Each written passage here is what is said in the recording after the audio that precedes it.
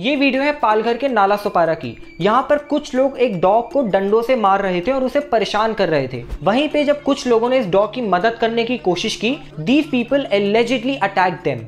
This another video is said to be from Lucknow's Gomti Nagar. The people living in the society attacked those people who were trying to feed this dog. एक बंदे ने तो इस video में यहाँ तक कहा कि अगर खाना खिलाया तो गोली मार देंगे। इंडिया में एनिमल क्रुएल्टी की कोई कमी नहीं है। हर रोज हम आसपास देखते हैं कि कुछ लोग कैसे एनिमल्स को असॉल्ट करते हैं without any fear. But this recent video from Delhi went viral on social media and it showed that even those who are trying to protect these animals are not safe. Absolutely sick of the police. Aisha Christina, who runs an NGO called Neighborhood Woof in Delhi, claimed that she along with her staff members were allegedly attacked by residents of Rani Bagh area when they were rescuing local dogs. Social media पर आपको ऐसी बहुत reports मिल जाएंगी जहां पर animals के साथ साथ एनिमल्स रेस्क्यूअर्स को भी अटैक किया गया। From physical assaults to molestation, these rescuers faced many attacks for showing their love for stray animals. In this video, we will talk about such incidents, the laws that protect animals and animal lovers, and the duties that we all have. For this, we also talked to Meet Ashar, who is an animal rights activist from PETA, and asked him one simple question.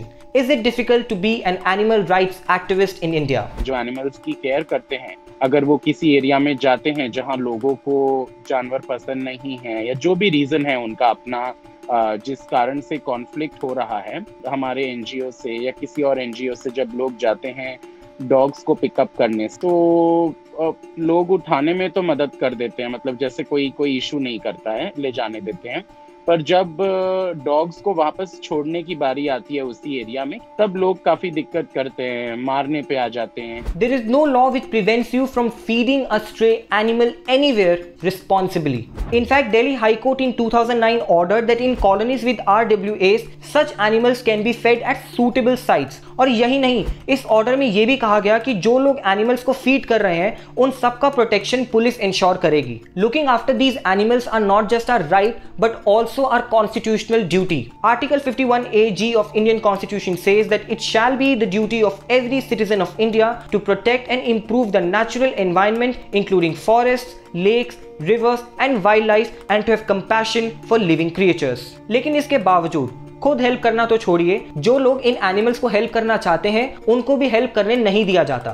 Animals को rescue करते हुए काफी बार इन volunteers को assault किया जाता है and the worst thing is that even the police is not aware of the rights to feed the animals and ऊपर से it becomes extremely difficult to file an FIR in the cases of cruelty against animals. Most cases में तो in fact शिकायत भी दर्ज नहीं होती है क्योंकि उसको एक पर्सनल एनिमल मैटर बोल के उसको पुलिस स्टेशन में डिसमिस कर दिया जाता है। काफी पुलिस स्टेशंस में देखा गया है कि अरे कुत्ते बिल्ली वाले आ गए और ये फिर से जानवरों को लेके ये मैटर है। पर हमें भी ऐसे केसेस में अपने लॉस के बारे में पता होना चाहिए। There are many sections in Indian Penal Code which protect people from harassment and intimidation. India में एनिमल्स को प्रोटेक्ट करने के लिए बनाए गए लॉज आउटडेटेड तो हैं ही, लेकिन वो साथ में वीक भी हैं और उनको ठीक से इंप्लीमेंट भी नहीं किया जाता। Do you know that section 11 of the prevention of Cruelty to Animals Act makes animal cruelty a criminal offense. लेकिन इसी लॉ के हिसाब से लगने वाला फाइन सिर्फ 10, 50 और 100 रुपए तक का है।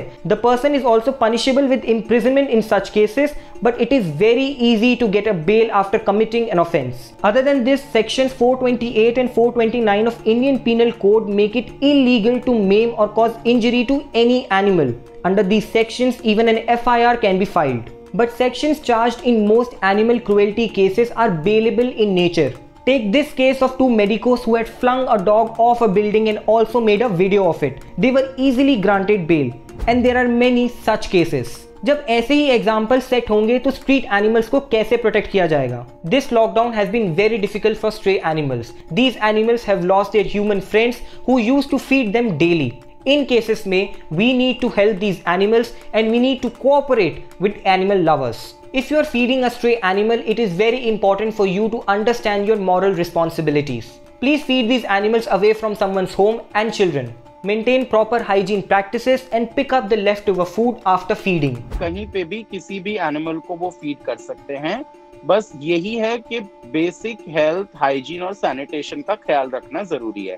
जैसे लिटर ना करें, वहाँ पे खाना अगर बचा है तो उसको वहां छोड़ ना दें, अगर न्यूज़पेपर पे खाया है तो न्यूज़पेपर वहीं ना पड़ा रह जाए।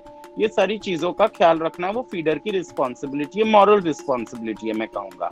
तो अगर वो ये इंश्योर करते हैं तो वो कहीं पे भी, इंक्लूडिंग सोसाइटी के अंदर, पब्लिक रोड पर, कहीं पर भी वो एनिमल्स को फीड कर सकते हैं। हम सबको एक चीज समझनी होगी, our roads, societies and parks belong to everyone. Animals must have their rights and only then we will coexist peacefully. And lastly, a request to everybody who is watching this video.